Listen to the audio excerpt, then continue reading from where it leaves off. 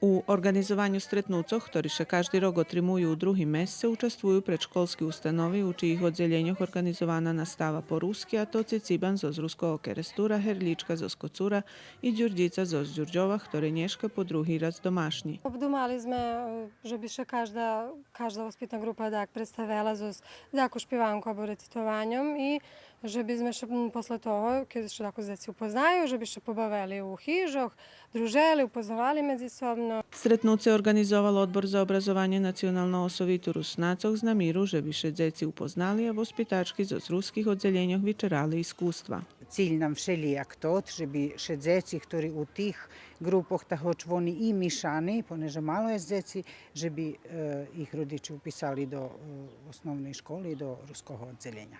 Na nješkajšim stretnucu učestovali 48 djeci, od kotrih vekšina na ješenj počne svoje osnovnoškolske obrazovanje.